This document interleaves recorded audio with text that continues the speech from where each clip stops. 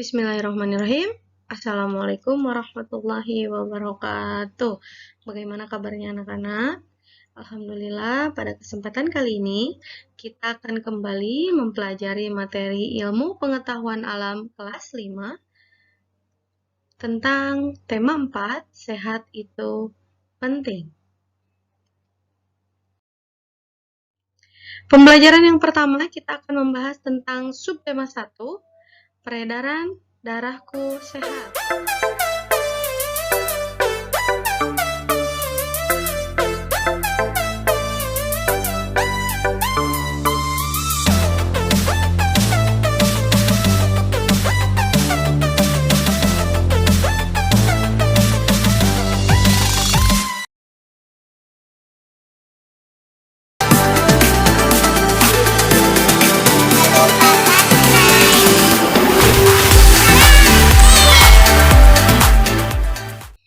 Organ peredaran darah manusia dan fungsinya kita bisa lihat, yaitu mengalirnya darah yang dipompa oleh jantung di dalam tubuh disebut sistem peredaran darah.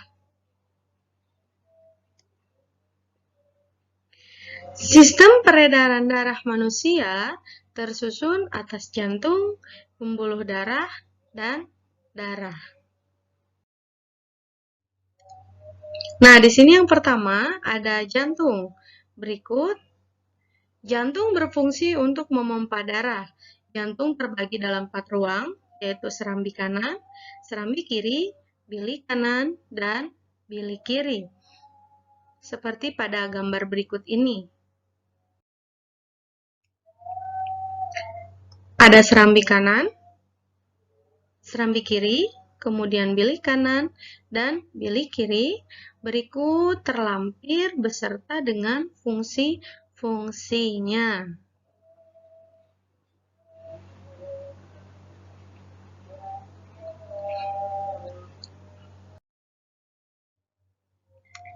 Yang kedua ada pembuluh darah. Pembuluh darah berfungsi untuk menyalurkan darah. Berdasarkan arah aliran darahnya, pembuluh darah dibedakan menjadi 2, yaitu ada pembuluh arteri atau nadi dan pembuluh vena.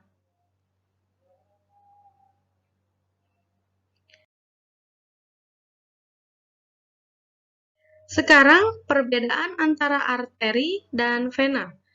Arteri terletak di bagian dalam tubuh, sedangkan vena terletak dekat permukaan tubuh. Kemudian, arteri dinding pembuluh tebal, kuat, dan elastis, sedangkan vena dinding pembuluh tipis dan tidak elastis. Yang ketiga, arteri aliran darah berasal dari jantung, sedangkan vena aliran darah menuju jantung.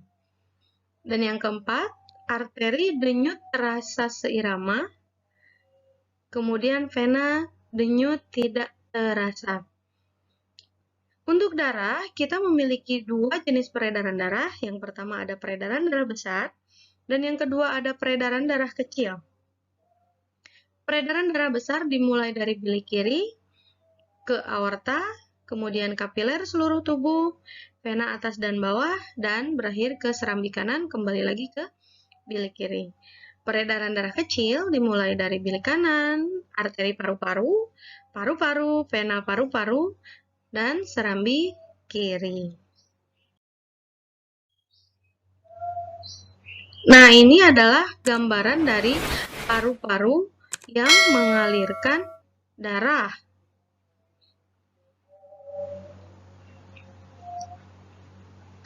Bisa kita lihat, paru-paru berperan penting sebagai proses penyuplai oksigen dalam proses peredaran darah.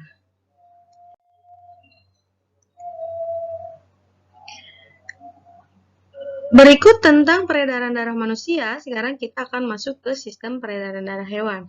Yang pertama ada sistem peredaran darah cacing tanah. Boleh dibuka bukunya ya, sambil dibaca materi di bukunya.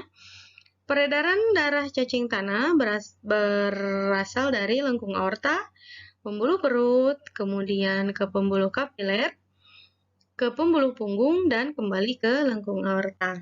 Yang kedua, ada belalang.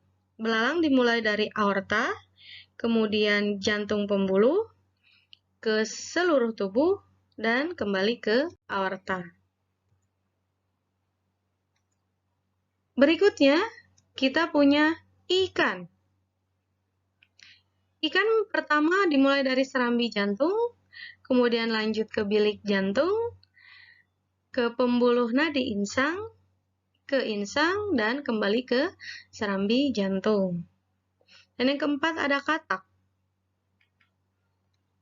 Katak dimulai dari serambi kanan, kemudian ke pembuluh balik, ke bilik jantung, dan kembali ke serambi kanan. Kita lanjut, berikutnya ada kadal. Kadal dimulai dari serambi kanan, ke bilik kanan, kemudian ke paru-paru, dan kembali ke serambi kanan. Sedangkan yang terakhir, kita punya burung.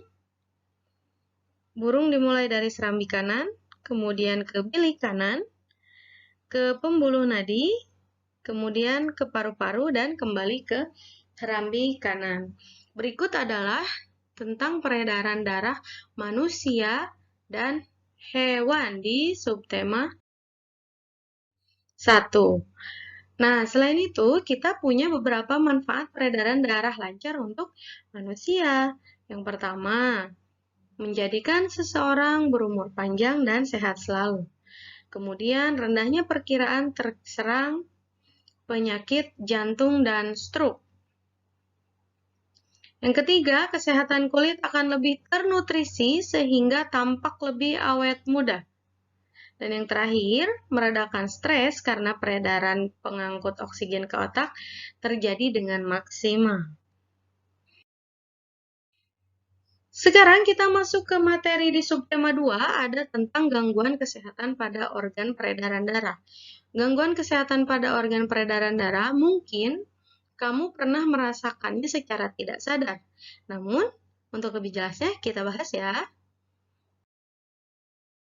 Gangguan sistem peredaran darah manusia yang bukan karena faktor keturunan. Yang pertama ada anemia atau keadaan tubuh yang kekurangan hemoglobin atau sel darah merah. Sehingga terkadang kamu merasakan pusing, lemas karena kamu kekurangan sel darah merah. Kemudian yang kedua ada leukemia, penyakit akibat pertumbuhan sel-sel darah putih yang tidak normal. Dan yang ketiga ada tekanan darah rendah, keadaan di mana tekanan darah berada di bawah normal. Kemudian yang keempat ada tekanan darah tinggi atau hipertensi.